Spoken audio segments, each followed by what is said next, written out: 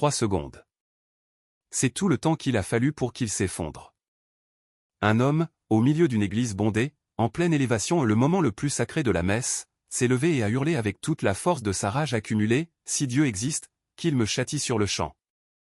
Le silence qui s'ensuivit fut absolu, dense, presque tangible. Les mères, dans un geste instinctif, plaquèrent leurs mains sur les oreilles de leurs enfants, cherchant à les protéger d'un blasphème qui semblait faire trembler les murs de pierre ancestraux. Le prêtre, le père Jean Fournier, resta figé, l'hostie consacrée en lévitation entre ses doigts tremblants. Et puis, exactement 3 secondes plus tard, l'homme s'est écroulé au sol, foudroyé, comme si une main invisible l'avait percuté avec une violence inouïe. Son corps resta inerte sur les dalles froides et usées de l'église. Personne n'osa le toucher. Personne ne savait quoi faire, car ce qu'il venait de voir n'était pas seulement la chute d'un homme, c'était la réponse immédiate de quelque chose qui dépassait toute explication médicale. Les médecins diraient plus tard qu'il n'y avait eu ni infarctus, ni AVC, ni convulsion, aucune raison logique pour qu'il s'effondre, mais il s'est effondré. Et ce qui s'est passé après cette chute va vous couper le souffle, car ce n'est pas une histoire de châtiment, c'est une histoire de miséricorde si profonde qu'elle va vous briser le cœur et le reconstruire en même temps. Restez avec nous jusqu'à la fin, car ce que vous allez entendre, vous ne pourrez pas l'oublier. Avant de continuer, dites-moi en commentaire depuis quelle ville vous écoutez cette histoire. Maintenant, découvrons qui était cet homme et pourquoi il a défié Dieu au milieu d'une église comble. C'était un dimanche à Ansouis, l'un des plus beaux villages de Provence. Le soleil matinal caressait à peine les tours de l'église Notre-Dame de l'Assomption, mais les rues pavées vibraient déjà de vie. Les cloches sonnaient le rappel ancestral, ce son qui avait rythmé la vie du village depuis des générations. Les familles se dirigeaient vers l'église, vêtues de leurs plus beaux habits. Les enfants couraient devant, leurs chaussures vernies claquant sur les vieilles pierres, tandis que les grands-mères avançaient lentement, leurs chapelets enroulés entre leurs doigts comme des bijoux précieux hérités de leur propre mère.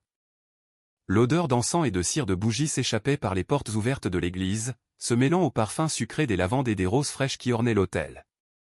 C'était un parfum sacré qui enveloppait tout le village, rappelant à chacun que ce jour n'était pas comme les autres.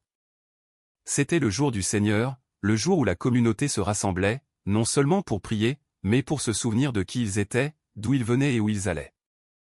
À l'intérieur, la lumière filtrant à travers les vitraux peignait l'espace de couleurs sacrées, des bleus profonds comme le manteau de la Vierge, des rouges intenses comme le sang du Christ, des dorés célestes comme les portes du paradis. Les bancs de bois craquaient doucement sous le poids des fidèles qui s'agenouillaient pour se signer avant de s'asseoir. Il y avait des rires contenus, des salutations à voix basse, le murmure de prières chuchotées qui s'élevait comme un encens invisible vers la voûte. Les mères organisaient leurs enfants agités, les pères ajustaient leurs cravates, les dames âgées arrangeaient leurs châles avec un soin révérencieux.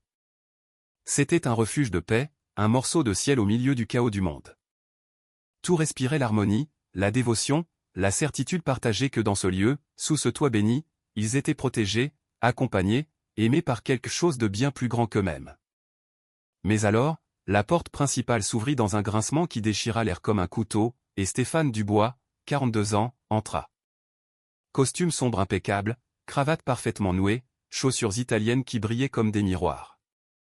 Mais son visage était de pierre. Ses yeux, deux puits d'amertume glacée qui contrastaient brutalement avec la chaleur qui emplissait chaque recoin de l'église. Il remonta l'allée centrale, les mains dans les poches, son regard parcourant l'espace non pas avec curiosité, mais avec un mépris pur, froid, calculé. Il observa une vieille femme agenouillée devant une statue de la Vierge, ses lèvres bougeant en une prière silencieuse, et ne ressentit rien. Il vit un jeune père portant son bébé, le signant avec une tendresse infinie, et ressentit du dégoût. Il remarqua les fleurs fraîches, les bougies allumées, les ex-voto accrochés au mur, témoignages de foi, de promesses tenues, de miracles reçus, et tout ce qu'il ressentit fut de la rage. Il s'assit sur le dernier banc, loin de tous. Il ne s'agenouilla pas, ne se signa pas.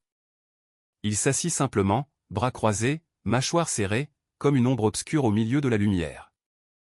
Il était un élément discordant, une fausse note dans une symphonie parfaite, et certains le remarquèrent.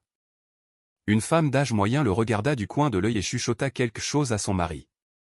Un jeune homme avec sa famille se retourna brièvement, sentant le malaise qui émanait de cet homme solitaire. Mais personne ne dit rien. C'était la maison de Dieu, et tous étaient les bienvenus, même ceux qui amenaient avec eux des nuages d'orage. La messe commença. Le père Jean Fournier, un homme de 70 ans à la voix calme et aux mains tremblantes qui avait béni des générations entières de ce village, monta à l'autel. Les fidèles se levèrent pour le chant d'entrée. Les voix s'élevèrent en harmonie, remplissant chaque recoin de l'église d'un hymne de louange qui semblait toucher le ciel lui-même. Mais Stéphane resta assis, immobile, son regard fixé sur le crucifix suspendu derrière l'autel, ce Christ en bois sculpté, les bras ouverts, la tête inclinée, l'expression de souffrance et d'amour éternel. Stéphane le regardait avec des yeux vides, comme s'il le mettait au défi de prouver qu'il était plus que du bois mort, plus qu'un symbole vide d'espoirs insensés. À côté de lui, une petite fille d'environ 6 ans, avec une robe blanche et un ruban rose, l'observait avec une curiosité enfantine. Elle ne comprenait pas pourquoi cet homme ne chantait pas, pourquoi il ne souriait pas, pourquoi il semblait si triste et si en colère en même temps. Avec l'innocence des enfants qui ne connaissent pas encore la peur du rejet, elle lui chuchota d'une voix douce, « Monsieur, vous n'allez pas chanter ?» Stéphane la regarda du coin de l'œil. Un instant, quelque chose bougea derrière son masque de froideur, une ombre de douleur, un éclair de l'humanité qu'il avait autrefois. Mais il reporta rapidement son regard vers l'avant et répondit d'un seul mot, sec, définitif, non. La fillette se recroquevilla et se serra contre sa mère, qui l'enlaça protectricement, regardant Stéphane avec un mélange de compassion et d'inquiétude. La messe se poursuivit avec son rythme sacré. Les lectures furent proclamées d'une voix claire et révérencieuse. L'évangile fut lu avec la solennité que méritait la parole de Dieu. Et puis vint l'homélie. Le père Jean Fournier ajusta ses lunettes, baissa les yeux sur ses notes un instant, puis leva les yeux vers sa congrégation. Il parla d'une voix douce mais ferme, avec l'autorité que lui conféraient des décennies de service et de souffrance partagées avec sa communauté. Mes frères, aujourd'hui, je veux vous parler de la confiance en Dieu, surtout dans les moments de souffrance. Très souvent, lorsque nous traversons des épreuves difficiles, lorsque nous perdons un être cher, lorsque nous affrontons des maladies ou des tragédies qui nous brisent le cœur, nous nous demandons, où est Dieu? Pourquoi permet-il cela? Pourquoi ne répond-il pas à nos prières? Les mots tombèrent sur Stéphane comme des pierres, chacune frappant une blessure qui n'avait jamais guéri. Sa mâchoire se serra encore plus. Ses mains, auparavant détendues sur ses cuisses, étaient maintenant des poings fermés qui tremblaient de fureur contenue. Le père Jean Fournier continua, sans savoir que chaque mot était un marteau sur le cœur brisé de l'homme du dernier banc. Mais, mes frères, la foi n'est pas l'absence de douleur. La foi, c'est la certitude que même au milieu de la douleur la plus profonde, même lorsque nous sentons que nous nous noyons dans l'obscurité, Dieu est avec nous. Que son plan est parfait, même si nous ne le comprenons pas. Que son amour est éternel, même si nous sentons parfois qu'il nous a abandonnés. Car Dieu ne nous promet pas une vie sans souffrance, mes frères. Il nous promet que nous ne serons jamais seuls dans cette souffrance. Stéphane ferma les yeux avec force, comme s'il pouvait bloquer les mots, comme s'il pouvait arrêter l'avalanche de souvenirs qui le submergeait. Mais il était trop tard. Il n'était plus dans l'église d'Ansouis. Il était à l'hôpital de la Timone à Marseille, 8 ans plus tôt. Le couloir sentait le désinfectant et le désespoir, une combinaison qu'il n'oublierait jamais. Sandrine Lefebvre, sa femme, son amour, sa raison d'être, gisait dans un lit blanc, connecté à des machines qui émettaient des bips au rythme monotone, marquant les secondes d'une vie qui s'échappait. Sa peau, autrefois dorée et pleine de vie, était maintenant cireuse. Ses yeux, autrefois brillants et pleins de joie, étaient maintenant cernés et obscurcis par la douleur et la morphine. Le cancer l'avait dévoré en quelques mois, lui arrachant d'abord la force, puis l'espoir, et enfin la vie elle-même. Stéphane était agenouillé à côté du lit, ses mains agrippées aux siennes, comme s'il pouvait la retenir dans ce monde par la seule force de sa volonté. « Ne pars pas, mon amour, s'il te plaît, ne pars pas. Reste avec moi. Les enfants ont besoin de toi. J'ai besoin de toi. » Mais Sandrine pouvait à peine parler. Ses lèvres bougeaient, formant des mots sans son. Stéphane pencha la tête jusqu'à ce que son oreille touche presque ses lèvres, désespéré d'entendre ce qui pourrait être sa dernière volonté. Et puis, avec un effort qui lui coûta tout ce qui lui restait, Sandrine murmura, « Prie pour moi, Stéphane. » Prie. Et Stéphane le fit. Il pria comme il n'avait jamais prié de sa vie. Il se rendit au sanctuaire de Lourdes, ce lieu sacré où des millions de pèlerins avaient trouvé réconfort et miracle au fil des siècles. Il s'agenouilla devant la grotte de Massabielle, devant la statue de la Vierge Marie, cette figure simple mais puissante qui représentait la protection et l'amour maternel. Il pria jusqu'à ce que ses genoux saignent sur la pierre froide. Il fit des promesses qui jaillissaient du plus profond de son âme brisée. Sainte Vierge, Mère de miséricorde, si vous sauvez ma femme, je vous jure par tout ce qui est sacré que je consacrerai ma vie à des œuvres de charité. Je vendrai tout ce que j'ai. J'aiderai les plus pauvres. Je construirai des écoles. Je nourrirai les affamés. J'habillerai ceux qui sont nus. Je vous demande seulement, je vous en prie, je vous en supplie de tout mon cœur, de la sauver. Ne me la prenez pas, s'il vous plaît, ne me la prenez pas. Mais Sandrine mourut quand même, une semaine après cette promesse, dans ses bras, par une aube froide de novembre, les yeux ouverts, regardant quelque chose que Stéphane ne pouvait pas voir, quelque chose qui se trouvait au-delà du voile qui sépare ce monde de l'autre. Et ces derniers mots ne furent pas pour lui, mais une prière murmurée, « Je vous salue Marie, pleine de grâce. » Et puis elle s'en alla. Et depuis ce jour, quelque chose à l'intérieur de Stéphane était mort aussi. Ce n'était pas seulement sa foi qu'il avait perdue. C'était sa capacité à ressentir de la joie, à voir la beauté dans le monde, à croire qu'il existait quelque chose au-delà de la douleur et de l'injustice. La promesse qu'il avait faite à la Vierge se transforma en cendre, et à sa place grandit un ressentiment si profond qu'il empoisonna chaque aspect de sa vie. Il revint au présent. La voix du Père Jean Fournier résonnait encore dans l'église, montant et descendant avec la passion d'un homme qui croyait vraiment chaque mot qu'il prononçait. Car Dieu ne nous abandonne jamais, mes frères. Jamais.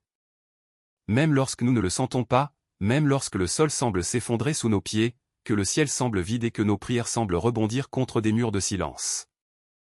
Il est là, écoutant, pleurant avec nous, tenant les morceaux brisés de notre cœur jusqu'à ce que nous soyons prêts à les laisser guérir. Stéphane ouvrit les yeux et pour la première fois en 8 ans, il ressentit quelque chose de plus fort que la douleur. Il ressentit de la fureur, une fureur pure, brûlante, incontrôlable, qui menaçait d'exploser de sa poitrine et de tout consumeur autour de lui. La messe se termina par les bénédictions finales et le chant de sortie. Les fidèles commencèrent à sortir lentement, échangeant des bénédictions, des accolades, des plans pour le déjeuner dominical, des commentaires sur le temps et les nouvelles de la semaine. C'était le rituel social qui accompagnait le rituel sacré, cette continuité entre le divin et le quotidien qui façonnait la vie de la communauté. Mais Stéphane resta assis sur son banc, attendant que tout le monde sorte. Il ne voulait interagir avec personne, ne voulait pas entendre leur voix joyeuse, voir leur sourire satisfait, sentir le poids de leur regard curieux ou compatissant. Finalement, lorsque l'église fut presque vide, il se leva et se dirigea vers la sortie. Dehors, à l'ombre d'un vieux platane dont les branches s'étendaient comme des bras protecteurs sur le parvis de l'église, Monique Bernard l'attendait. C'était une femme de 80 ans, petite, courbée par le poids des décennies, mais avec des yeux qui brillaient encore de la clarté d'une foi inébranlable. Elle connaissait Stéphane depuis qu'il était enfant, quand il courait encore dans ces mêmes rues avec les genoux écorchés et le rire facile. Elle avait été une amie intime de sa mère. Elle avait été à son mariage avec Sandrine. Elle avait pleuré des larmes sincères à l'enterrement de celle-ci et avait prié pour Stéphane chaque jour depuis. Stéphane, mon enfant. Sa voix était douce, pleine de cette compassion maternelle que seule une femme de son âge et de son expérience pouvait offrir. Stéphane s'arrêta net, son corps se tendant comme un animal acculé. Il ne la regarda pas. Monique. Sa voix était plate, sans émotion, comme s'il parlait à une étrangère et non à la femme qu'il avait portée dans ses bras quand il était bébé. Mon enfant, je sais que tu souffres. Je sais que la douleur te ronge de l'intérieur, jour après jour, nuit après nuit. Je le vois dans tes yeux, dans ta façon de marcher, dans l'amertume que tu portes comme une armure. Mais la rage ne te rendra pas Sandrine, et t'éloigner de Dieu ne fera que te faire plus de mal, ne fera que creuser plus profondément le trou dans ton cœur. Stéphane la regarda enfin, et dans ses yeux, Monique Bernard vit quelque chose qui l'effraya profondément. Ce n'était pas de la tristesse qu'elle vit, ni de la douleur. C'était le vide. Un vide si absolu, si sombre, si profond, qu'il semblait capable d'avaler toute la lumière du monde. Ne me parlez pas de Dieu, madame. Sa voix était froide, tranchante comme du verre brisé. Le Dieu dont vous parlez n'existe pas. C'est un fantasme, un conte de fées pour les personnes faibles qui ont besoin de croire en quelque chose parce qu'elles ne peuvent pas affronter la réalité. Et si ce Dieu existe, s'il est vraiment là-haut à nous regarder, alors il ne se soucie pas de nous. Nous sommes des fourmis pour lui, des jouets qu'il utilise et jette quand il s'ennuie. Monique fit un pas vers lui, tendant sa main tremblante et ridée, voulant le toucher, le reconnecter avec l'humanité qu'il était en train de perdre. Ne dis pas ça, mon petit. Ne dis pas ça. Tu es blessé, tu es confus, mais ces mots sont du poison. Ne les laisse pas prendre racine dans ton cœur. Mais Stéphane s'écarta brusquement, comme si le simple contact pouvait le brûler. Laissez-moi tranquille. Et il s'éloigna rapidement vers sa luxueuse voiture garée dans la rue, laissant derrière lui la vieille femme qu'il aimait comme un fils. Monique Bernard resta debout sous le platane, des larmes coulant sur ses joues ridées, traçant des chemins sur la peau que le temps et le soleil avaient marqués. Elle savait que quelque chose de terrible allait se produire. Elle pouvait le sentir dans l'air, dans ses os, dans son esprit, qui avait appris à discerner les signes après 8 décennies de vie. C'était comme une tempête qui approchait, sombre et violente, inévitable, et il n'y avait rien qu'elle puisse faire pour l'arrêter, sauf prier. Alors elle ferma les yeux, serra son chapelet entre ses doigts tremblants et commença à prier pour l'âme de Stéphane Dubois. Les jours qui suivirent furent une répétition du même enfer silencieux. Stéphane Dubois retourna à sa routine, à cette vie qu'il avait construite sur les décombres de sa foi morte. Chaque matin, il se levait dans sa belle maison de campagne près d'Aix-en-Provence. Il prenait une douche chaude, enfilait des costumes chers et conduisait sa BMW noire vers son bureau d'ingénierie. De l'extérieur, tout semblait parfait. Il était prospère, respecté, admiré par beaucoup qui voyaient en lui un exemple de réussite et de discipline. Mais à l'intérieur, Stéphane était un homme creux, une coquille vide qui fonctionnait par pure inertie. Son fils, Léo Leclerc, âgé de 17 ans, était la seule chose qui le rattachait encore à ce monde. Il était le portrait vivant de Sandrine, les mêmes yeux couleur de miel, le même sourire timide, la même bonté naturelle qu'elle avait eue. Mais la relation entre père et fils était devenue distante, froide, remplie de silence inconfortable.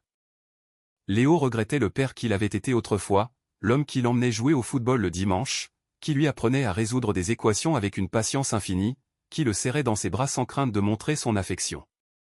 Maintenant, Stéphane était un étranger qui vivait dans la même maison, qui payait les factures et demandait mécaniquement ses notes, mais qui n'écoutait jamais vraiment les réponses. Un soir, Léo tenta de lui parler. C'était un mercredi, et ils avaient dîné en silence comme toujours, chacun absorbé dans son propre monde. Mais lorsque Stéphane se leva pour se rendre à son bureau, Léo rassembla le courage qu'il avait gardé pendant des semaines. « Papa, on peut parler ?» Stéphane s'arrêta, la main déjà sur le cadre de la porte. « De quoi ?» Sa voix était plate, lasse. Léo prit une profonde inspiration. « De maman, et de toi, et pourquoi tu ne vas plus à la messe avec nous ?» Oui, nous, car Léo y allait encore chaque dimanche avec sa grand-mère maternelle, Geneviève Lefebvre, maintenant ainsi vivante la tradition que Sandrine avait tant chérie. Stéphane se retourna lentement, et sur son visage, il y avait quelque chose de sombre, de dangereux. Il n'y a rien à dire. Mais Léo n'abandonna pas cette fois. Si, il y a. Je sais que maman te manque. Elle me manque aussi, tous les jours. Mais elle n'aurait pas voulu que tu deviennes ça, quelqu'un de si vide. Les mots tombèrent comme des bombes dans la pièce. Stéphane sentit quelque chose exploser dans sa poitrine. Qu'est-ce que tu sais de ce qu'elle aurait voulu ? Sa voix monta en volume. Qu'est-ce que tu sais de ce que c'est de prier Dieu de tout ton cœur, de lui promettre tout ce que tu as, et qu'il t'ignore, qu'il emporte la seule personne que tu aimais pendant que tu restes ici à respirer, à exister sans aucun but ? Léo sentit des larmes lui brûler les yeux. Papa, Dieu ne nous a pas punis. Maman était malade. Ce n'était la faute de personne. Mais Stéphane laissa échapper un rire amer, sans humour. Ce n'était la faute de personne ? Alors c'était la faute de ton Dieu tout-puissant, qui est censé nous aimer. Ce Dieu qui a le pouvoir de guérir, mais qui décide de ne pas le faire. Ce Dieu qui entend les prières de millions de personnes et choisit de les ignorer. Non, Léo, je ne veux rien avoir à faire avec ce Dieu. Et si tu es intelligent, tu ne le voudras pas non plus. L'adolescent se leva, tremblant d'émotion. Maman a cru en lui jusqu'à la fin. Même quand elle mourait, elle priait. Et elle est morte en paix, papa. Tu l'as vu. Elle est morte en paix parce qu'elle avait confiance qu'elle allait dans un endroit meilleur. Stéphane ferma les yeux un instant, et quand il les rouvrit, ils étaient remplis de quelque chose que Léo n'avait jamais vu auparavant. De la haine pure. Ta mère délirait à cause de la morphine. Il n'y avait pas de paix, seulement des drogues. Léo recula comme s'il avait été frappé. Il ne pouvait pas croire ce qu'il venait d'entendre. Sans dire un mot de plus, il courut dans sa chambre et claqua la porte. Stéphane resta seul dans la salle à manger, entouré par le silence et les fantômes de sa propre amertume. Et au lieu de ressentir des remords pour les paroles cruelles qu'il avait dites à son fils, il ne ressentit que plus de rage. Cette nuit-là, il fit un rêve. Ou peut-être un cauchemar. La frontière était floue. Il se tenait dans le sanctuaire de Lourdes, mais il était complètement vide. Pas de fidèles, pas de bougies allumées, pas de fleurs. Seulement l'obscurité et l'écho. Et devant l'autel, la statue de la Vierge le regardait, mais ses yeux, qui dans la réalité étaient en verre peint, dans le rêve étaient vivants et pleuraient. Des larmes réelles qui coulaient sur son visage de pierre. Stéphane voulut bouger, voulut courir, mais ses pieds étaient cloués au sol de marbre. Et puis il entendit une voix douce mais claire. « Pourquoi m'as-tu abandonné ?» Ce n'était pas la voix de la Vierge. C'était la voix de Sandrine. Il se réveilla en sueur, le cœur battant violemment dans sa poitrine. Il regarda l'horloge. 3 heures du matin. Il se leva, alla à la cuisine, but de l'eau directement au robinet, ses mains tremblaient. Ce n'était qu'un rêve, se dit-il. Juste un stupide rêve. Mais il savait que c'était un mensonge. C'était quelque chose de plus. C'était un avertissement qu'il ignorait délibérément, car admettre que c'était un avertissement signifierait admettre que peut-être, juste peut-être, il y avait quelque chose au-delà de la réalité matérielle qu'il avait construite comme sa forteresse. Et c'était quelque chose que Stéphane Dubois n'était pas prêt à faire. Le lendemain, vendredi après-midi, il reçut un appel de Monique Bernard. Il envisagea de ne pas répondre, mais quelque chose le poussa à décrocher le téléphone. « Stéphane, mon petit, je voulais juste que tu saches que ce dimanche, c'est la fête de Notre-Dame de l'Assomption. Toute la communauté sera là. Ce serait beau de te voir. » Stéphane serra le téléphone si fort que ses jointures blanchirent. « Je ne viendrai pas, Monique. » Il y eut une longue pause. « Mon enfant, s'il te plaît. Pour ta mère, que son âme repose en paix. Pour Sandrine. Pour Léo. Ne laisse pas l'amertume te détruire complètement. » Stéphane raccrocha sans répondre, mais les mots restèrent flottants dans son esprit comme des mouches agaçantes qu'il ne pouvait pas chasser. Le dimanche arriva. La fête de l'Assomption de Marie, l'un des jours les plus importants du calendrier liturgique. L'église était décorée de fleurs blanches et bleues, les couleurs de la Vierge. L'odeur d'encens était plus forte que jamais. Les familles remplissaient chaque recoin, vêtues de leurs plus beaux atours. C'était un jour de célébration, de joie, de renouveau de la foi. Et Stéphane Dubois décida d'y aller. Mais pas pour célébrer. Pas pour prier. Il y alla avec un but complètement différent. Il y alla avec l'intention de faire quelque chose qui germait dans son cœur empoisonné depuis des années. Il alla défier publiquement le Dieu qu'il avait trahi. La messe de la fête de l'Assomption avait commencé avec une solennité particulière. Le père Jean Fournier portait ses plus beaux vêtements liturgiques, blancs, brodés de fils d'or, et sa voix tremblait d'émotion en s'adressant à la congrégation la plus nombreuse de l'année. Les chants mariales emplissaient chaque recoin de l'église, les voix des anciens, des adultes et des enfants se mêlant en une harmonie qui semblait toucher le ciel. Les fleurs blanches couvraient l'autel comme une cascade céleste et l'encens créait une brume sacrée qui flottait sous les lumières filtrées par les vitraux. C'était un moment parfait, un instant de pure dévotion collective où toute la communauté s'unissait dans l'amour et la foi. Stéphane Dubois était assis sur le même banc que d'habitude, le dernier, mais cette fois, il y avait quelque chose de différent en lui. Sa posture était plus tendue, sa mâchoire plus serrée, ses yeux plus sombres. Il n'avait pas bien dormi depuis des jours, tourmenté par des rêves qu'il ne pouvait expliquer et une rage qui grandissait comme une tumeur maligne dans sa poitrine. Il avait pris une décision. Aujourd'hui serait le jour où il dirait enfin ce qu'il gardait depuis des années. Aujourd'hui serait le jour où il défierait publiquement ce Dieu que tous adoraient aveuglément. Ce Dieu qui avait ignoré ses suppliques les plus désespérées. Il sentait que s'il ne le faisait pas, s'il ne criait pas sa douleur et sa fureur à l'univers, il exploserait de l'intérieur. La messe avança avec son rythme sacré, les lectures, le psaume responsorial, l'évangile proclamé avec révérence. Et puis arriva le moment le plus sacré de toute la célébration, la consécration. Le père Jean Fournier éleva l'hostie de ses mains tremblantes, et toute la congrégation s'agenouilla dans un mouvement synchronisé et magnifique. Le silence était absolu, sacré, un silence rempli de présence divine. C'était le moment où, selon la foi catholique, le pain devenait le corps du Christ, l'instant le plus saint de toute la liturgie. Les yeux de centaines de personnes étaient fixés sur cette hostie élevée, sur ce cercle blanc qui représentait tout ce en quoi ils croyaient. Et alors, Stéphane se leva. Le bruit de son corps se levant du banc de bois résonna comme un coup de tonnerre au milieu du silence. Toutes les têtes se tournèrent. Le père Jean Fournier resta paralysé, l'hostie toujours élevée, ses yeux âgés ouverts de surprise et de confusion. Les mères couvrirent instinctivement les oreilles de leurs enfants. Les hommes se tendirent, se préparant à ce qui allait arriver. Monique Bernard, agenouillée au 3e rang, sentit son cœur s'arrêter. Elle savait qui c'était. Elle savait ce qui allait se passer. Elle avait prié pendant des jours pour que ce moment n'arrive pas, mais ses prières n'avaient pas été suffisantes. Stéphane s'avança dans l'allée centrale, ses chaussures frappant le sol en pierre avec des échos qui résonnaient comme des cloches funèbres. Son visage était transformé par la colère, les muscles de son cou tendus, les veines palpitant à ses tempes. Quand il arriva au centre de l'église, où tout le monde pouvait le voir, où sa voix atteindrait chaque personne présente, il s'arrêta.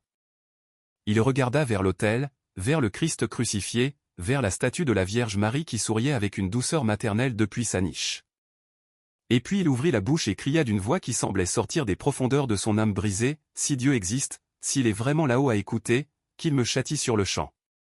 Me voici. Prouve que tu es réel. Prouve que tu n'es pas seulement un mensonge qu'on raconte aux enfants pour qu'ils dorment tranquilles. Ma femme t'a prié jusqu'à son dernier souffle, et tu l'as laissé mourir. Je t'ai supplié à genoux, et tu m'as ignoré. Alors, vas-y, Dieu Tout-Puissant, châtie-moi maintenant si tu le peux. » Le silence qui suivit fut si profond qu'on pouvait entendre les battements de cœur de chaque personne présente. Personne ne bougeait, personne ne respirait. Le temps lui-même sembla se figer, comme si l'univers entier retenait son souffle devant un tel blasphème. Le père Jean Fournier était toujours immobile avec l'hostie, des larmes commençant à couler sur ses joues ridées. Les femmes serraient leur chapelet si fort que leurs jointures blanchissaient. Les hommes regardaient avec un mélange d'horreur et de fascination morbide. Léo, qui était venu avec sa grand-mère, se tenait près de l'entrée, paralysé par la honte et la terreur en voyant son père transformé en ce monstre de rage. Stéphane étendit les bras dans un geste de défi, une parodie cruelle de la posture du Christ crucifié. « Rien, vous voyez ? Il n'y a rien. Il n'y a personne là-haut. Vous êtes tous des imbéciles qui perdez votre temps à vous agenouiller devant des statues de bois et de plâtre. » Sa voix résonnait contre les murs de pierre, profanant chaque centimètre de cet espace sacré. Et alors, au milieu de son discours de fureur et de désespoir, quelque chose se produisit. 1. 2. 3 secondes. Exactement 3 secondes après son dernier mot, Stéphane Dubois tomba. Ce ne fut pas un évanouissement progressif, pas un effondrement lent. Ce fut comme si une main invisible l'avait frappé avec une force brutale. Son corps s'effondra en arrière, complètement rigide, et heurta le sol en pierre avec un bruit sec et terrible qui fit crier plusieurs personnes. Sa tête rebondit contre les dalles anciennes. Ses bras tombèrent inertes sur les côtés. Ses yeux restèrent ouverts, fixant le plafond voûté, mais sans rien voir. Le chaos explosa dans l'église. Des cris, des sanglots, des gens se levant, courant vers lui, s'éloignant de lui, ne sachant que faire. Le père Jean Fournier baissa l'hostie de ses mains tremblantes et descendit de l'autel plus vite que ses jambes âgées n'auraient dû le lui permettre. Monique Bernard se fraya un chemin à travers la foule et s'agenouilla à côté de Stéphane, touchant son cou avec des doigts tremblants, cherchant un pouls. « Il est vivant » murmura-t-elle. « Il est vivant. » Mais sa voix se brisa. Léo courut vers son père, tombant à genoux à côté de lui, secouant ses épaules. « Papa, papa, réveille-toi, s'il te plaît. » Mais Stéphane ne répondait pas. Ses yeux restaient ouverts, mais vides, comme si son âme avait quitté son corps et qu'il ne restait que l'enveloppe. Quelqu'un avait déjà appelé une ambulance. Les sirènes se firent entendre au loin, se rapprochant, mais dans ces minutes éternelles d'attente, tandis que Stéphane gisait immobile sur le sol de l'église qu'il avait profané, quelque chose d'étrange commença à se produire. Les fidèles, au lieu de fuir, au lieu de célébrer ce qui semblait être un châtiment divin direct, commencèrent à s'agenouiller. D'abord un, puis un autre, puis des dizaines, jusqu'à ce que toute la congrégation soit à genoux, en prière. Ils ne priaient pas contre Stéphane, ils priaient pour lui.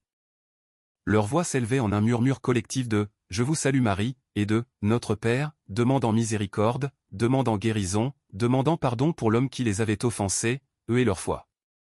Les ambulanciers arrivèrent, chargèrent Stéphane sur une civière, le connectèrent à des moniteurs qui émettaient des bips urgents. Léo monta dans l'ambulance avec lui, tenant la main froide et inerte de son père. Alors que les portes se fermaient et que l'ambulance partait, sirène hurlante, la communauté restait agenouillée dans l'église, leurs prières montant comme de l'encens vers le ciel, car ils avaient été témoins de quelque chose qu'aucun d'eux n'oublierait jamais. Ils avaient vu un homme défier Dieu et ils avaient vu la réponse immédiate. Venez-vous d'assister à un châtiment divin ou à un avertissement miséricordieux? Avant de découvrir ce qui s'est passé à l'hôpital, abonnez-vous à cette chaîne et activez la cloche. Nous devons construire ensemble cette communauté de foi. Et maintenant, dites-moi dans les commentaires de quelle ville vous écoutez cette histoire. Je veux savoir où sont les cœurs qui croient encore au pouvoir de Dieu. L'ambulance disparut au loin, sa sirène s'estompant comme une plainte perdue dans l'air chaud de l'après-midi provençal. Mais à l'intérieur de l'église Notre-Dame de l'Assomption, le temps semblait s'être arrêté. Personne ne se dirigeait vers les sorties. Personne ne ramassait son sac ou son châle pour rentrer chez soi. La messe avait été interrompue de la manière la plus violente et sacrilège imaginable, mais la congrégation restait là, comme si elle attendait quelque chose, comme si elle savait instinctivement que ce moment exigeait plus d'elle que de simplement partir et oublier ce qu'elle avait vu. Le père Jean Fournier retourna lentement à l'autel. Ses jambes tremblaient, non seulement à cause de l'âge, mais aussi à cause du poids émotionnel de ce qui venait de se passer. Il s'agrippa au bord de l'autel un instant, respirant profondément, essayant de trouver les mots justes. Quand il se tourna enfin vers sa congrégation, il vit quelque chose qui le toucha jusqu'aux larmes. Il ne vit pas de visage rempli de rage ou de satisfaction vengeresse. Il vit de la douleur, de la compassion.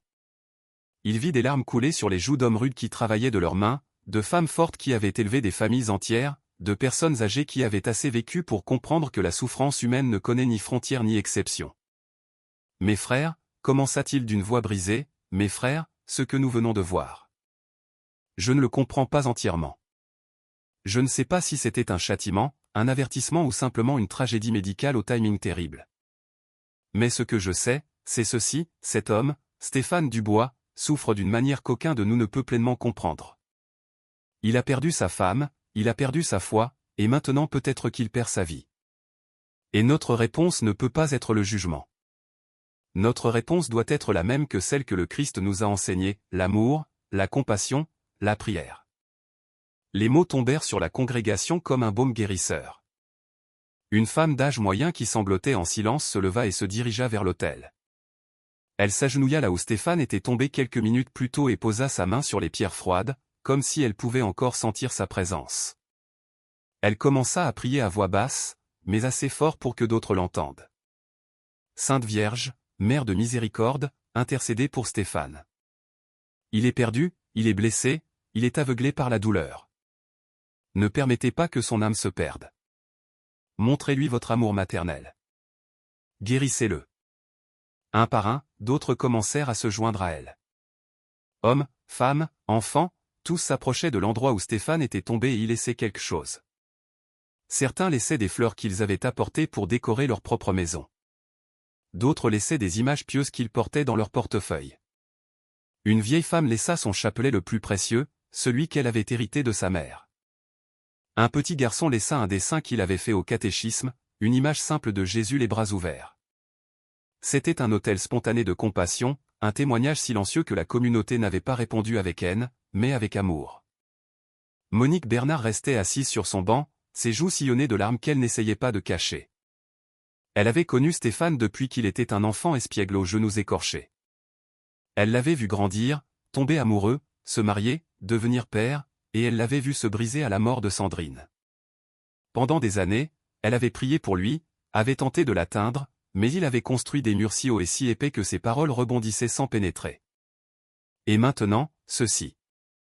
Elle se demandait s'il y avait autre chose qu'elle aurait pu faire, un mot qu'elle n'avait pas dit, une prière qu'elle n'avait pas faite. La culpabilité la rongeait, même si elle savait que c'était irrationnel. Une jeune femme s'approcha d'elle et s'assit à ses côtés. C'était Chloé Mercier, une catéchiste de 30 ans qui avait toujours admiré la foi inébranlable de Monique Bernard. « Mamie », dit-elle doucement, utilisant le terme affectueux que beaucoup de jeunes de la paroisse utilisaient avec elle. « Ce n'est pas votre faute. Vous avez fait tout ce que vous pouviez. » Monique secoua la tête, les larmes coulant plus vite maintenant. « Mais ce n'était pas suffisant, ma fille, ce n'était pas suffisant. » Chloé prit les mains ridées de la vieille femme entre les siennes. Peut-être que cela devait arriver. Peut-être que c'était le seul moyen pour que Stéphane entende enfin. Parfois, Dieu doit permettre que nous touchions le fond avant que nous soyons prêts à regarder vers le haut. La messe ne se termina jamais formellement. Il n'y eut pas de bénédiction finale, pas de chant de sortie. Au lieu de cela, la congrégation resta pendant des heures, priant, pleurant, se consolant mutuellement. Certains organisèrent des tours pour se rendre à l'hôpital où Stéphane avait été emmené, pour accompagner Léo, pour être présent au cas où il se réveillerait ou que son état s'aggraverait. D'autres restèrent dans l'église, maintenant une veillée de prière qui continuerait pendant des jours, car c'est ce que faisait cette communauté. Ils n'abandonnaient pas les leurs, même quand les leurs les avaient offensés de la manière la plus profonde imaginable. Quand la nuit commença enfin à tomber et que la lumière des vitraux s'éteignit avec le coucher du soleil, le père Jean Fournier marcha lentement entre les bancs, observant son troupeau avec un mélange de tristesse et de fierté. Ils avaient été témoins de quelque chose de terrible, quelque chose qui mettrait à l'épreuve la foi de n'importe qui. Mais au lieu de se briser, ils s'étaient unis. Au lieu de juger, ils avaient aimé. Et tandis qu'il marchait, il murmura une prière. « Seigneur, je ne sais pas ce que tu fais avec Stéphane Dubois, mais je te fais confiance. Je suis certain que ta miséricorde est plus grande que sa rage, que ton amour est plus fort que sa douleur. Utilise-moi. Utilise-nous tous pour être les instruments de ta grâce dans sa vie. » Stéphane se réveilla dans une chambre blanche et impersonnelle de l'hôpital de la Timone à Marseille. Les néons au-dessus de sa tête bourdonnaient d'un bruit agaçant qui semblait forer directement dans son crâne. Il lui fallut plusieurs secondes pour se souvenir où il était, ce qui s'était passé, pourquoi son corps lui donnait l'impression d'avoir été frappé par un marteau géant. Et puis la mémoire revint en une avalanche brutale. L'église, le cri, la chute. Ses mains se portèrent instinctivement à sa tête, où il sentait une douleur lancinante, et trouvèrent des bandages. Une jeune médecin entra dans la chambre, consultant une tablette numérique, le sourcil froncé. « Monsieur Dubois, vous m'entendez? Savez-vous où vous êtes ?» Stéphane hocha lentement la tête, chaque mouvement envoyant des ondes de douleur à travers son crâne. « Hôpital » réussit-il à dire d'une voix rauque. La médecin s'approcha, sortit une petite lampe de poche et examina ses pupilles avec des mouvements précis et professionnels. « Bien, vos réflexes sont normaux. L'IRM ne montre aucune hémorragie intracrânienne ni aucun signe d'AVC. L'électrocardiogramme est parfait. Tous vos signes vitaux sont complètement normaux. Franchement, monsieur Dubois, d'un point de vue médical, il n'y a aucune raison pour que vous vous soyez effondré de cette manière. » Stéphane la regarda avec confusion. « Que voulez-vous dire par aucune raison ?» La médecin rangea sa lampe et croisa les bras, clairement mal à l'aise. « Je veux dire exactement cela. Vous n'avez pas eu d'infarctus, pas d'accident vasculaire cérébral, pas de crise d'épilepsie, pas d'arythmie cardiaque. Votre tension artérielle est parfaite. Vos niveaux de glucose sont normaux. Il n'y a aucun signe d'une quelconque condition neurologique. C'est comme si vous vous étiez simplement éteint pendant 3 secondes, puis votre corps a recommencé à fonctionner. Je n'ai jamais vu quelque chose de semblable en 20 ans de pratique médicale. » Il y avait quelque chose dans son ton, un mélange de perplexité scientifique et d'autre chose. Quelque chose qui ressemblait étrangement à de la peur. « Quand puis-je partir ?» demanda Stéphane, sa voix plus ferme maintenant. La médecin hésita. « Je veux vous garder en observation pendant encore 24 heures, juste pour être sûr. Mais si aucun nouveau symptôme n'apparaît, vous pourrez partir demain après-midi. » Stéphane acquiesça et la médecin partit, le laissant seul avec ses pensées, qui étaient bien plus dangereuses que n'importe quelle condition médicale. Car Stéphane connaissait la vérité que la médecin ne pouvait pas voir dans ses machines et ses analyses. Il savait exactement pourquoi il était tombé, et cette certitude le remplissait non pas de remords, mais d'une rage encore plus profonde et plus sombre. Léo entra peu de temps après, les yeux rouges et gonflés d'avoir pleuré. Il s'assit près du lit sans rien dire au début, regardant simplement son père comme s'il voyait un étranger. Finalement, d'une voix tremblante, il parla. « Pourquoi as-tu fait ça, papa ?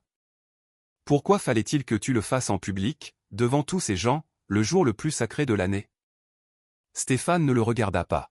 « Ça ne te regarde pas. » Léo sentit quelque chose se briser en lui. « Ça ne me regarde pas ? Tu es mon père. Tu es tout ce qu'il me reste, et tu es en train de te détruire, et je ne sais pas comment t'arrêter. » Stéphane tourna enfin la tête pour le regarder, et dans ses yeux, il n'y avait pas de chaleur, pas d'amour paternel, seulement ce vide terrible. « Personne ne m'a demandé de continuer à vivre après la mort de ta mère, Léo.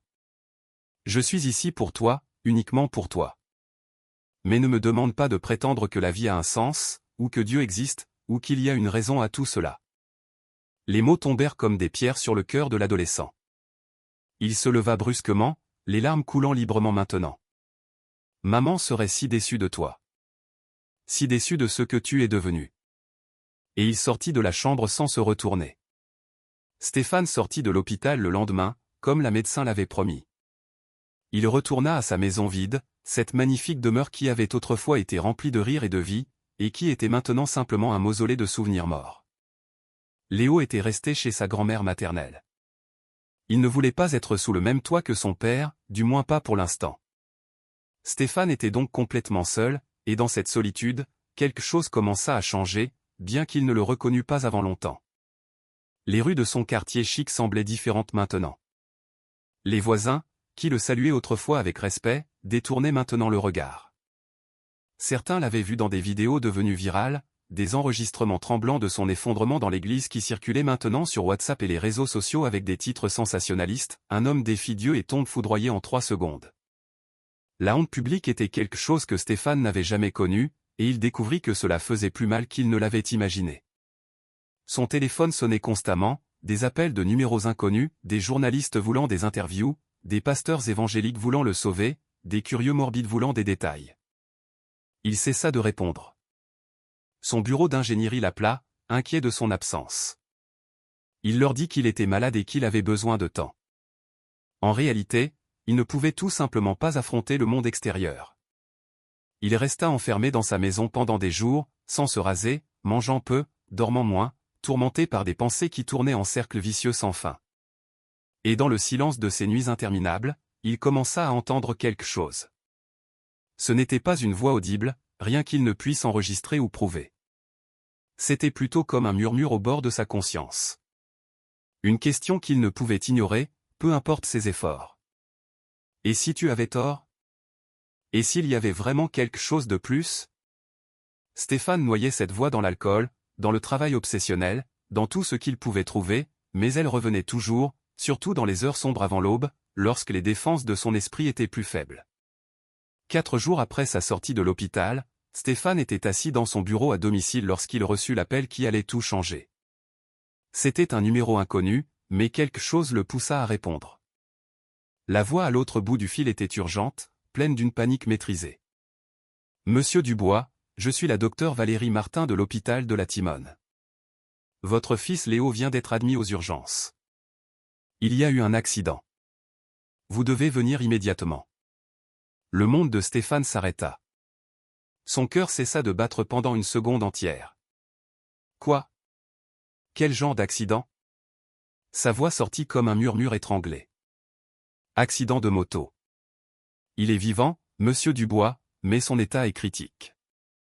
Nous avons besoin de votre autorisation pour plusieurs procédures et nous avons besoin que vous veniez maintenant. Stéphane ne se souvenait pas d'avoir raccroché, ni d'avoir couru à sa voiture, ni du trajet jusqu'à l'hôpital qu'il fit en 2 fois moins de temps que la normale, grillant des feux rouges, klaxonnant comme un fou, les larmes coulant déjà sur son visage. Quand il arriva aux urgences, la scène était trop familière, trop douloureusement similaire au jour où Sandrine se mourait.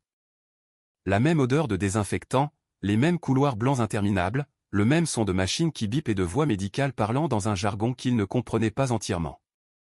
La docteure Martin l'attendait, une femme d'une 50aine d'années à l'expression sérieuse et compatissante. Monsieur Dubois, votre fils a subi un traumatisme crânien sévère. Il a percuté un camion sur une grande avenue de Marseille. Il ne portait pas de casque. Ces derniers mots tombèrent comme des coups de marteau. Stéphane avait grondé Léo des centaines de fois pour avoir roulé à moto sans casque, mais le garçon était têtu, invincible dans son esprit d'adolescent. Va-t-il vivre? Stéphane pouvait à peine former les mots. La docteure ne lui donna pas de faux espoirs. Nous faisons tout notre possible. Il a une hémorragie cérébrale que nous essayons de contrôler.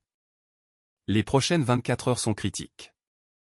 S'il survit, nous ne savons pas encore quel type de dommage neurologique permanent il pourrait avoir. Chaque mot était un coup de poignard. Stéphane sentit ses genoux faiblir, le sol s'incliner sous ses pieds. Je dois le voir. La docteure secoua la tête. Il est en chirurgie en ce moment. Nous vous préviendrons dès que ce sera terminé. Vous pouvez attendre dans la salle des familles. La salle d'attente était un purgatoire terrestre. Des murs couleur crème usée, des chaises en plastique inconfortables, une télévision dans un coin diffusant des nouvelles que personne ne regardait. Il y avait d'autres familles là, toutes avec leur propre tragédie, toutes attendant des nouvelles qui pourraient détruire ou sauver leur vie. Stéphane s'assit dans un coin, ses mains tremblant de manière incontrôlable, et alors, quelque chose qu'il n'avait pas fait depuis la mort de Sandrine, quelque chose qu'il avait juré ne plus jamais faire, commença à se produire. Il se mit à prier. Au début, ce n'était que des mots fragmentés, des pensées désespérées lancées dans le vide. S'il vous plaît. Pas mon fils. Pas Léo. C'est tout ce que j'ai. Mais alors, quelque chose se brisa en lui. Ce mur géant d'orgueil et de rage qu'il avait construit brique par brique pendant 8 ans commença à se fissurer. Stéphane glissa de sa chaise et tomba à genoux sur le sol froid en linoléum de cette salle d'attente. Il se fichait de qui le voyait, de ce qu'il pensait. Une seule chose importait. Son fils était en train de mourir, et il était complètement, absolument impuissant à faire quoi que ce soit. Dieu, murmura-t-il, sa voix se brisant. Dieu, je sais que je t'ai maudit, je sais que je t'ai renié, je sais que j'ai crié contre toi devant tous ces gens. Mais s'il te plaît, ne punis pas mon fils pour mes erreurs. Punis-moi, moi. Prends-moi, si tu dois prendre quelqu'un. Mais laisse Léo vivre. Il est innocent. Il croit encore en toi. Il a encore la foi. S'il te plaît, Dieu, s'il te plaît. Les larmes coulaient maintenant sans contrôle, mouillant le sol sous lui. Des années de douleur refoulée trouvaient enfin une issue. Une infirmière passa et le vit agenouillé là, sanglotant comme un enfant perdu. Quelque chose en elle fut touché. Elle s'approcha silencieusement et posa sa main sur son épaule. « Monsieur, ça va?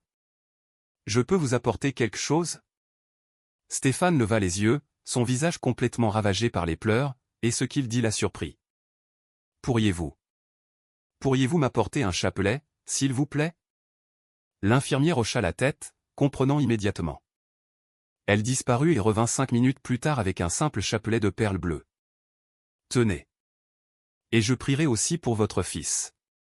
Comment s'appelle-t-il » Léo, dit Stéphane, prenant le chapelet de ses mains tremblantes. Il s'appelle Léo. Les heures passèrent avec une lenteur atroce. Stéphane récita le chapelet complet 3 fois, même s'il avait oublié certaines prières et dut improviser. Peu importait. Les mots étaient moins importants que l'intention derrière eux, cette reddition totale de sa volonté, cet aveu final qu'il n'avait aucun contrôle sur rien, qu'il avait besoin de quelque chose de plus grand que lui-même. La mère de Sandrine, Geneviève Lefebvre, arriva à un moment donné, et quand elle vit Stéphane agenouillé avec le chapelet, elle couvrit sa bouche de ses 2 mains et se mit à pleurer. Elle s'agenouilla à côté de lui et ils prièrent ensemble, unis par leur amour pour Léo et leur peur partagée de le perdre. Finalement, alors que l'horloge marquait presque 11 heures du soir, la docteure Martin apparut à la porte de la salle d'attente. Stéphane se leva si vite qu'il faillit tomber, ses jambes engourdies par des heures passées à genoux. « Comment va-t-il ? Comment va mon fils ?» L'expression de la docteure était indéchiffrable. Et puis elle parla. La docteure Martin regarda Stéphane avec une expression qui mêlait perplexité professionnelle et quelque chose qu'il ne pouvait pas entièrement identifier, quelque chose qui ressemblait à un étonnement sincère. « Monsieur Dubois, l'opération a réussi. Nous avons pu arrêter l'hémorragie cérébrale. Mais son état était extrêmement grave. Les prochaines heures sont critiques. Il est dans un coma artificiel à l'unité de soins intensifs. Vous pouvez aller le voir, mais seulement pendant 10 minutes. Stéphane sentit ses jambes presque flancher, mais il tint bon. Va-t-il vivre? Va-t-il se réveiller? La docteure choisit ses mots avec soin. Nous avons fait tout ce que nous pouvions. Maintenant, son corps a besoin de temps pour guérir. Il faut attendre. C'est tout ce que nous pouvons faire, attendre. Stéphane suivit la docteure à travers des couloirs stériles jusqu'à l'unité de soins intensifs. Le son des moniteurs cardiaques et des ventilateurs mécaniques créait une symphonie mécanique de vie maintenue artificiellement. Lorsqu'ils entrèrent dans la chambre où se trouvait Léo, Stéphane sentit son cœur se briser en 1000 morceaux. Son fils, son magnifique fils, qui ressemblait tant à Sandrine, gisait dans un lit entouré de machines, des tubes sortant de sa bouche et de ses bras, des bandages couvrant la moitié de sa tête. Il avait l'air si petit, si fragile, si vulnérable. Stéphane s'approcha d'un pas tremblant et prit la main de Léo, qui était froide et sans vie. « Mon fils, murmura-t-il, sa voix se brisant. Pardonne-moi. Pardonne-moi pour tout. Pour avoir été un mauvais père, pour m'être éloigné de toi, pour avoir laissé ma rage me consumer au point d'oublier la chose la plus importante, que je t'ai, toi. Que tu dois encore être là. S'il te plaît, ne me quitte pas. S'il te plaît, mon fils, bats-toi. Reviens-moi. » Les larmes tombaient sur la main pâle de Léo, mais il n'y avait aucune réponse, aucun mouvement, rien, sauf le bip constant des moniteurs. Les 10 minutes se terminèrent trop vite. L'infirmière de garde toucha doucement l'épaule de Stéphane. « Monsieur, vous devez sortir maintenant. Vous pourrez revenir dans quelques heures. » Stéphane hocha la tête, embrassa le front bandé de son fils et quitta la chambre le cœur dévasté. Mais au lieu de retourner à la salle d'attente, ses pas le menèrent ailleurs. Il erra dans les couloirs de l'hôpital comme un somnambule jusqu'à ce qu'il trouve ce qu'il cherchait, la petite chapelle de l'hôpital. C'était un espace minuscule, à peine plus grand qu'un placard, avec 4 bancs en bois, un autel simple et une image de la Vierge de Guadalupe sur le mur. Des bougies votives allumées avaient été laissées par d'autres familles désespérées qui avaient cherché du réconfort en ce lieu. Stéphane entra et ferma la porte derrière lui.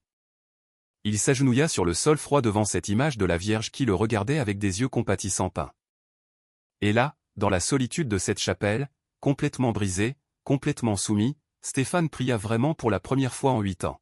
« Dieu, » commença-t-il, sa voix à peine un murmure. « Je ne sais pas si tu m'écoutes. Je ne sais pas si tu peux m'entendre après tout ce que j'ai dit, après la façon dont je t'ai maudit. Mais si tu es là, si tu es vraiment là, s'il te plaît, ne prends pas mon fils pour mes péchés. Il est innocent. Il croit encore. Punis-moi, moi. Prends-moi, si tu veux prendre quelqu'un, mais sauve-le. S'il te plaît, je t'en supplie avec tout ce que je suis. » Sa voix se brisa complètement. « Pardonne-moi. Pardonne-moi d'avoir douté de toi. Pardonne-moi de m'être éloigné. Pardonne-moi d'avoir laissé la rage m'aveugler. Si tu sauves mon fils, je te jure que je consacrerai le reste de ma vie à te servir. Plus de haine, plus de rage. S'il te plaît, sauve-le. » Et alors, quelque chose d'extraordinaire se produisit, quelque chose que Stéphane ne pourrait jamais expliquer correctement avec des mots pour le reste de sa vie. À ce moment de reddition absolue, de vulnérabilité totale, alors qu'il avait complètement vidé son âme devant Dieu, un parfum emplit la petite chapelle. Ce n'était pas l'odeur de l'hôpital, pas le désinfectant ni les médicaments. C'était l'arôme incomparable de roses fraîches, doux et pénétrant, si réel que Stéphane ouvrit les yeux et regarda autour de lui, s'attendant à voir un vase. Mais il n'y avait pas de fleurs. Il n'y avait aucune source logique pour ce parfum qui l'enveloppait maintenant complètement. Stéphane regarda l'image de la Vierge de Guadalupe, bien qu'il sût que c'était impossible, bien que son esprit rationnel criât que c'était juste son imagination, son épuisement, son désespoir qui lui jouait des tours, il sentit quelque chose. Une présence chaleureuse, maternelle, infiniment compatissante. Il n'entendit pas de mots audibles, mais il entendit quelque chose de plus profond que les mots, une communication directe au cœur qui disait « Aie confiance. Tout ira bien. Ton fils vivra. » Et à cet instant, Stéphane sut, il sut simplement avec une certitude qui transcendait la logique ou la raison. La porte de la chapelle s'ouvrit brusquement. C'était une infirmière, les yeux grands ouverts et une expression d'incrédulité sur le visage. « Monsieur Dubois, venez vite. Votre fils s'est réveillé. » Stéphane se leva si vite qu'il eut le vertige. « Quoi ? Mais ils ont dit qu'il serait dans le coma. » L'infirmière secoua la tête, elle-même clairement sous le choc. « Nous ne savons pas. Les médecins ne comprennent pas. Il a simplement ouvert les yeux il y a une minute. Est-il conscient ? Il demande après vous. C'est un miracle. Il n'y a pas d'autre explication. » Stéphane courut derrière l'infirmière dans les couloirs, son cœur battant si fort qu'il crut qu'il allait exploser. Quand il arriva à la chambre de soins intensifs, il vit un groupe de médecins et d'infirmières autour du lit de Léo, tous parlant à voix basse avec un ton étonné. La docteure Martin se tourna quand Stéphane entra, et dans ses yeux, il y avait quelque chose qu'il n'avait jamais vu chez un médecin. Une peur révérencieuse. « Monsieur Dubois, je ne peux pas expliquer ce qui vient de se passer. Médicalement, ça n'a aucun sens. Votre fils ne devrait pas être conscient. Mais il l'est. Et ses signes neurologiques sont normaux. Complètement normaux. Comme si le traumatisme n'avait jamais eu lieu. » Stéphane se fraya un chemin jusqu'au lit. Léo le regardait avec des yeux fatigués mais clairs, complètement lucides. « Papa, murmura-t-il d'une voix faible. J'ai vu maman. Elle était là. Elle m'a dit que ce n'était pas encore mon heure, que tu avais besoin de moi. Et il y avait quelqu'un d'autre avec elle. Une femme vêtue de bleu. Elle était si belle, papa.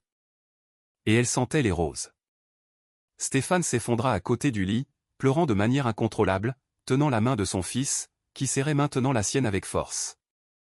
Le parfum de rose l'entourait encore. Impossible à nier, impossible à expliquer, impossible à ignorer. Stéphane passa cette nuit entière à l'hôpital, assis sur une chaise à côté du lit de Léo, refusant de bouger. Même lorsque les infirmières lui suggérèrent de rentrer chez lui pour se reposer, il ne pouvait pas partir. Il ne pouvait pas détacher ses yeux de son fils, de ce miracle vivant qui respirait normalement, qui parlait avec cohérence, qui était revenu du seuil de la mort d'une manière qu'aucun médecin ne pouvait expliquer.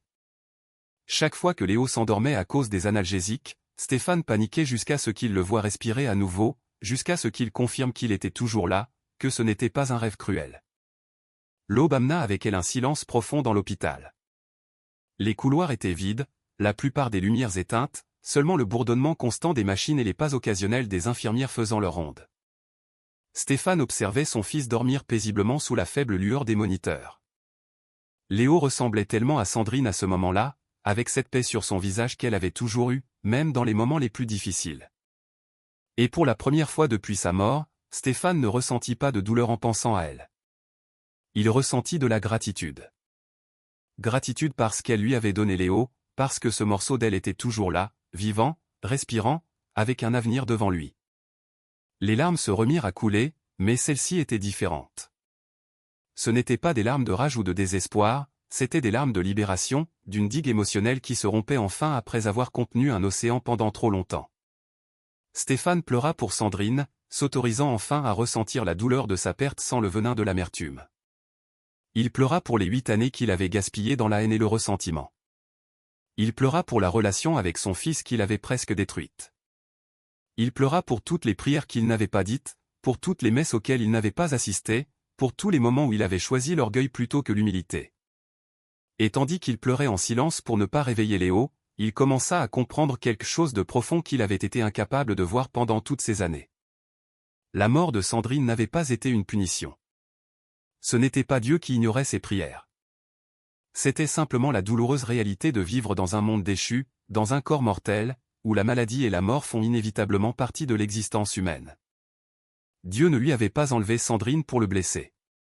Dieu avait été là avec lui à chaque instant de cette souffrance, pleurant avec lui, tenant les morceaux brisés de son cœur, attendant patiemment que Stéphane soit prêt à les laisser guérir. Le véritable miracle n'avait pas été seulement le rétablissement de Léo, bien que cela fût inexplicable et merveilleux. Le véritable miracle était ceci, après tout ce que Stéphane avait dit, après avoir maudit Dieu publiquement dans sa propre maison, après des années de rejet et d'amertume, Dieu ne l'avait pas rejeté, lui. Au moment où Stéphane s'était enfin agenouillé et avait demandé de l'aide avec un cœur sincèrement humble, la réponse avait été immédiate, écrasante, miséricordieuse. Il n'y avait pas de vengeance, pas de châtiment éternel, seulement de l'amour. Un amour inconditionnel, incompréhensible, immérité. Stéphane sortit son téléphone de sa poche et fixa l'écran un long moment. Puis il ouvrit sa liste de contacts et chercha un nom qu'il n'avait pas composé depuis des années, Monique Bernard. Il était 4 heures du matin, mais il savait qu'elle était lève tôt, qu'elle était probablement déjà debout en train de faire ses prières matinales. Il appuya sur le bouton d'appel d'une main tremblante. Elle répondit à la 3e sonnerie, sa voix surprise mais claire. « Stéphane, mon enfant, que s'est-il passé ? Léo va bien ?» La voix de Stéphane sortit brisée, pleine d'émotion. « Monique, Léo va bien. Il est vivant. Il s'est réveillé alors qu'il n'aurait pas dû. Les médecins ne peuvent pas l'expliquer. » Il entendit un sanglot à l'autre bout de la ligne. « Dieu soit loué. Dieu soit loué.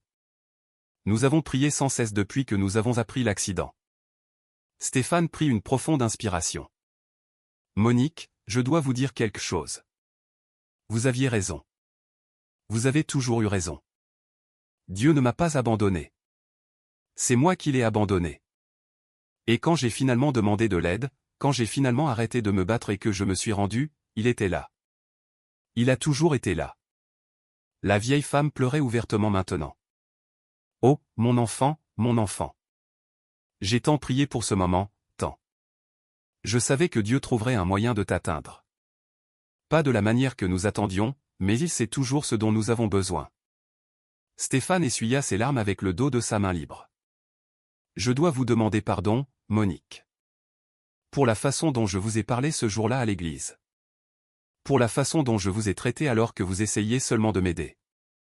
Vous ne méritiez pas ça. » La vieille femme émit un son de désapprobation affectueuse. « Tu es déjà pardonné, mon enfant. Tu étais pardonné avant même de le demander. C'est ainsi que fonctionne la grâce. » Ils parlèrent encore quelques minutes avant que Stéphane ne raccroche. Il se pencha en arrière sur la chaise inconfortable de l'hôpital, sentant un poids qu'il avait porté pendant 8 ans se soulever enfin de ses épaules. Tout n'était pas résolu. Il devrait reconstruire sa relation avec Léo. Il devrait affronter la communauté qui l'avait offensé. Il devrait réapprendre à vivre avec la foi plutôt qu'avec la rage. Mais pour la première fois depuis des années, il sentait que c'était possible. Il sentait l'espoir. Léo bougea dans le lit et ouvrit lentement les yeux. « Papa ? Tu es encore là ?» Stéphane se pencha en avant, prenant la main de son fils. « Je suis là, mon fils. Et je ne vais nulle part. Plus jamais. » Léo sourit faiblement. « J'ai entendu ta voix tout à l'heure, quand j'étais. Je ne sais pas où j'étais. C'était sombre, mais ça ne faisait pas peur. Et j'ai entendu ta voix prier. Je ne t'avais jamais entendu prier avant. » Stéphane sentit un nœud dans sa gorge. « Eh bien, mon fils, tu vas m'entendre prier beaucoup à partir de maintenant. J'ai de nombreuses années à rattraper. » Le soleil commença à se lever, peignant le ciel de Marseille de teintes orange et roses qui filtraient par la fenêtre de l'hôpital. C'était un nouveau jour, et pour Stéphane Dubois, c'était aussi un nouveau départ. L'homme qui était entré dans cette église pour défier Dieu était mort. À sa place naissait quelqu'un de différent, quelqu'un d'humble, quelqu'un qui comprenait que la foi n'est pas l'absence de douleur, mais la confiance au milieu de la douleur. Quelqu'un qui avait été complètement brisé pour pouvoir être reconstruit de la bonne manière. 2 semaines plus tard, Léo sortit de l'hôpital. Les médecins ne pouvaient toujours pas expliquer sa guérison complète. Les examens de contrôle montraient que le traumatisme cérébral avait guéri d'une manière qui défiait toute logique médicale. La docteure Martin, dans son rapport final, écrivit une phrase qu'elle n'avait jamais écrite de sa carrière, « Rétablissement inexpliqué, intervention possible de facteurs non médicaux ». C'était la façon la plus professionnelle qu'elle ait trouvée pour dire « miracle » sans utiliser ce mot dans un document officiel. Pendant ces 2 semaines, Stéphane n'était pas retourné une seule fois à sa maison vide. Il était resté à l'hôpital le jour, et le soir, il allait chez sa belle-mère, où il eut enfin de longues et douloureuses conversations avec elle sur Sandrine, sur leurs douleurs partagées, sur la façon dont ils avaient tous deux géré la perte de manière si différente. Sa belle-mère lui avoua qu'elle aussi avait été en colère contre Dieu au début, mais que la foi de la communauté et les prières constantes l'avaient soutenu. Stéphane écouta avec humilité, sans l'orgueil qui l'aurait autrefois poussé à rejeter toute mention de foi. Mais il y avait quelque chose que Stéphane savait qu'il devait faire, quelque chose qui le terrifiait plus que tout ce qu'il avait affronté dans sa vie. Il devait retourner à l'église Notre-Dame de l'Assomption.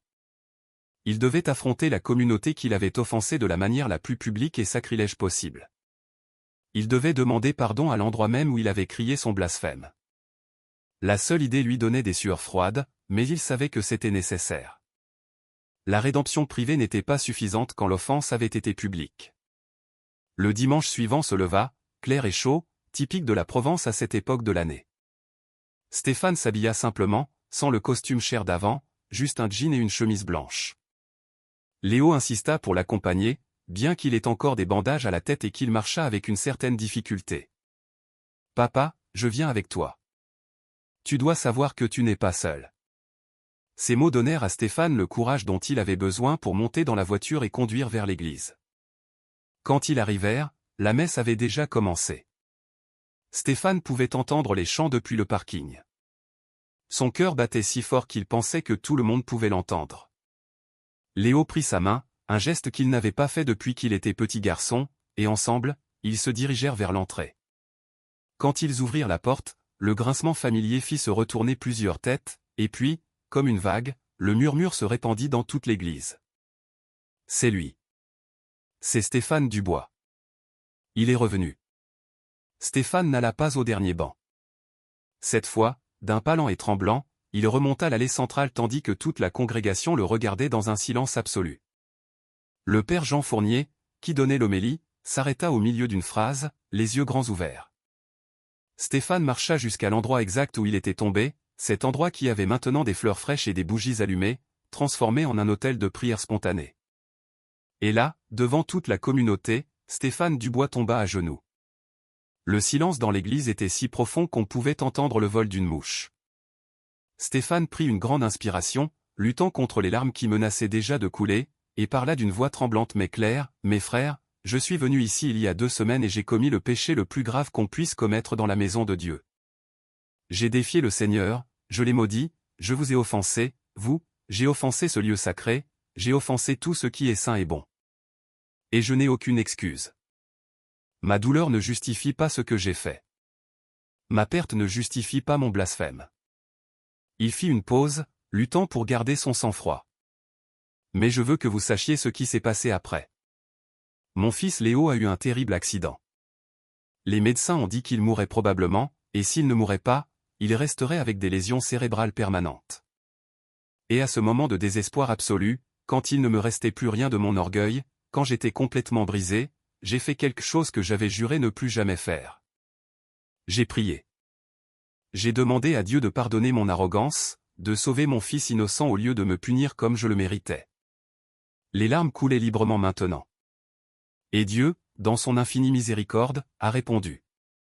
Mon fils s'est réveillé alors qu'il n'aurait pas dû. Il s'est rétabli alors qu'il n'aurait pas dû. C'est un miracle qu'aucun médecin ne peut expliquer. Et j'ai compris quelque chose. Quand je suis tombé dans cette église après avoir défié Dieu, ce n'était pas un châtiment final. C'était un avertissement miséricordieux. C'était Dieu qui me disait, arrête-toi avant de te détruire complètement. Mais j'étais trop aveugle, trop orgueilleux pour le voir. Stéphane regarda directement le père Jean Fournier. Père, je vous demande pardon. J'ai interrompu la messe la plus sacrée. J'ai profané ce lieu que vous avez soigné avec amour pendant des décennies. Puis il regarda la congrégation. Et à vous, mes frères, je vous demande pardon. J'ai blessé votre foi, j'ai blessé vos cœurs, et pourtant, quand je suis tombé, vous ne m'avez pas jugé. Vous avez prié pour moi. C'est ce que Monique m'a dit, que vous avez tous prié pour moi, même après ce que j'ai fait. Cette grâce que vous m'avez montrée est un reflet de la grâce de Dieu. Enfin, il regarda vers la statue de la Vierge Marie. Et à vous, Sainte Mère, je vous demande pardon d'avoir douté de votre intercession, d'avoir blâmé Dieu pour la mort de ma femme alors que vous étiez là avec elle, l'aidant à passer de l'autre côté en paix. Je le sais maintenant, parce que mon fils vous a vu. Il vous a vu avec ma Sandrine, et il a senti les roses que vous avez laissées comme signe de votre présence quand mon fils a été guéri. Stéphane baissa la tête, complètement humilié. Je n'attends pas que vous me pardonniez immédiatement. Je sais que le pardon prend du temps. Je veux juste que vous sachiez que l'homme qui est entré ici il y a 2 semaines est mort. Et l'homme qui est agenouillé devant vous maintenant est nouveau, né de nouveau, déterminé à passer le reste de sa vie à essayer de réparer les dommages qu'il a causés et à servir Dieu avec tout ce que je suis. Le silence continua pendant ce qui sembla une éternité. Et puis, du 3e rang, une petite silhouette courbée se leva. C'était Monique Bernard. Elle marcha lentement vers Stéphane, s'appuyant sur sa canne. Quand elle arriva à sa hauteur, elle posa sa main ridée sur sa tête inclinée et parla d'une voix douce mais ferme. « Mon enfant, tu es déjà pardonné. Car c'est le chemin de notre foi. Nous tombons, et Dieu nous relève. Nous péchons, et Dieu nous pardonne. Nous nous perdons, et Dieu nous retrouve. Bienvenue à la maison. » Et alors, une par une, les gens commencèrent à se lever. Le père Jean Fournier descendit de l'autel et serra Stéphane dans ses bras, les larmes aux yeux. D'autres personnes s'approchèrent, lui touchant l'épaule, murmurant des mots d'encouragement et de pardon. Léo s'agenouilla à côté de son père et le serra dans ses bras. L'église, qui avait été le théâtre du blasphème le plus public, devint le théâtre du pardon le plus magnifique. Et à ce moment-là, Stéphane Dubois comprit enfin ce que signifiait la grâce. 6 mois s'étaient écoulés depuis ce dimanche de transformation. La vie de Stéphane Dubois était méconnaissable par rapport à ce qu'elle avait été. Sa belle maison de campagne près d'Aix-en-Provence avait été vendue. L'argent fut divisé en 3 parties, une pour assurer les études universitaires de Léo, une autre pour créer un fonds d'aide aux familles ne pouvant pas payer les traitements médicaux à l'hôpital de la Timone, et la 3e pour la restauration de l'église Notre-Dame de l'Assomption, dont le toit avait besoin de réparation depuis des années. Stéphane et Léo vivaient maintenant dans une maison modeste mais chaleureuse à Ansouis, entourés par la communauté qui les avait accueillis à bras ouverts. Chaque mardi et jeudi après-midi, Stéphane était à l'hôpital de la Timone comme bénévole. Il passait des heures dans la salle d'attente des urgences et dans les unités de soins intensifs, s'asseyant avec des familles qui traversaient le même enfer que lui. Il reconnaissait immédiatement ce regard de désespoir dans leurs yeux, cette terreur de perdre un être cher, ce sentiment d'impuissance absolue. Et avec eux, il partageait son histoire, sans fioriture, sans honte. Il leur racontait comment il avait maudit Dieu, comment il était tombé dans l'église, comment son fils avait failli mourir, et comment il avait finalement trouvé la paix dans la reddition. Un jeudi après-midi, un homme d'une 50aine d'années était assis seul dans un coin de la salle d'attente, le visage enfoui dans ses mains. Sa femme était en chirurgie d'urgence, un anévrisme cérébral qui avait éclaté sans prévenir. Stéphane s'approcha silencieusement et s'assit à côté de lui. « Je peux vous tenir compagnie ?» L'homme leva les yeux, rouge et gonflé. « Il n'y a rien à dire. Si Dieu existe, il me déteste. C'est tout. » Stéphane reconnut ces mots. Ils étaient presque identiques à ceux qu'il avait lui-même prononcés pendant des années. « Je pensais la même chose, » dit doucement Stéphane. « Ma femme est morte d'un cancer il y a 9 ans, et pendant 8 de ces années, j'ai vécu en croyant que Dieu m'avait puni, qu'il m'avait ignoré, qu'il était cruel ou inexistant. » L'homme le regarda avec surprise. « Et qu'est-ce qui a changé ?» Stéphane sourit tristement. « J'ai touché le fond. Je suis arrivé à un point où il ne me restait plus aucun orgueil. Et quand j'ai finalement demandé de l'aide, vraiment, avec un cœur complètement humble, Dieu était là. Il a toujours été là, attendant que j'arrête de me battre et que j'accepte son étreinte. » Ils passèrent l'heure suivante à parler, et quand la nouvelle arriva enfin que l'opération avait réussi, l'homme serra Stéphane dans ses bras en pleurant. « Merci. Merci de m'avoir rappelé que je ne suis pas seul. » Le dimanche, Stéphane ne manquait jamais la messe. Mais il ne s'asseyait plus au dernier banc. Il s'asseyait au 3e rang, juste derrière Monique Bernard, qui, à 81 ans, restait un pilier de la communauté. Léo était toujours à ses côtés, complètement rétabli, sur le point de commencer ses études de médecine. Le jeune homme avait trouvé sa vocation après son expérience, il voulait devenir neurochirurgien pour aider d'autres personnes souffrant de traumatismes crâniens comme le sien. « Dieu m'a sauvé pour une raison, papa, » lui avait-il dit. « Maintenant, je dois utiliser ma vie pour quelque chose qui compte. » Après la messe, Stéphane restait souvent pour aider aux tâches d'entretien de l'église. Il balayait, rangeait les bancs, changeait les bougies usées, arrosait les fleurs de l'autel. Des tâches simples qu'il aurait autrefois considérées comme indignes de lui, mais qu'il accomplissait maintenant avec une joie sincère. Le père Jean Fournier l'accompagnait souvent, et ils avaient développé une profonde amitié. Le vieux prêtre voyait en Stéphane un témoignage vivant du pouvoir transformateur de la grâce. Et Stéphane voyait dans le père Jean Fournier la patience et la sagesse qu'il aspirait à développer. Un dimanche après-midi, alors que Stéphane nettoyait les dalles du sol près de l'autel, il s'arrêta à l'endroit exact où il était tombé 6 mois plus tôt. Les fleurs et les bougies que la communauté y avait déposées pendant des semaines après l'incident n'étaient plus là. Mais il se souvenait parfaitement de ce moment. Il se souvenait du son de son propre cri de défi, de la sensation de tomber, de l'obscurité qui avait suivi. Et maintenant, debout à ce même endroit, il ne ressentait pas de honte, mais de la gratitude. Car cela avait été le début de son salut. Il s'agenouilla là, comme il le faisait chaque dimanche après avoir nettoyé, et pria « Merci, Seigneur, de ne pas m'avoir donné ce que je méritais. Merci de m'avoir donné, à la place, ce dont j'avais besoin, la miséricorde. Merci d'avoir utilisé ma chute pour m'apprendre à me relever de la bonne manière. Et merci pour mon fils, pour cette communauté, pour chaque jour que tu me donnes pour essayer d'être un peu meilleur que la veille. » Une larme roula sur sa joue, mais c'était une larme de paix, pas de douleur. La lumière du crépuscule entrait par les vitraux, peignant l'intérieur de l'église des mêmes couleurs sacrées qu'il avait vues cette première fois, bleu, rouge, doré. Mais maintenant, il les voyait avec des yeux différents. Ce n'était plus seulement de jolies décorations, c'étaient des symboles de quelque chose de plus grand, des rappels que le divin touche le mondain dans des endroits comme celui-ci, dans des moments comme ceux-là. Léo entra dans l'église, cherchant son père, et le trouva agenouillé. Il s'approcha silencieusement et s'agenouilla à côté de lui. Père et fils prièrent ensemble en silence un moment. Puis Léo parla doucement. « Papa, est-ce que tu regrettes parfois ce qui s'est passé? Toute la douleur, tout le temps perdu ?» Stéphane réfléchit attentivement avant de répondre. « Je regrette la douleur que j'ai causée aux autres, surtout à toi. Mais je ne regrette pas le chemin qui m'a mené ici. Car je ne peux pas souhaiter que les choses aient été différentes sans souhaiter ne pas avoir appris ce que j'ai appris. Dieu écrit droit avec des lignes courbes, comme on dit. » Ils se levèrent ensemble. Dehors, les cloches de l'église commencèrent à sonner, marquant 6 heures du soir, appelant les fidèles pour la messe du soir. Stéphane et Léo se dirigèrent vers la sortie, mais avant de partir, Stéphane se tourna une dernière fois vers l'autel, vers le crucifix, vers la statue de la Vierge qui souriait avec une douceur maternelle.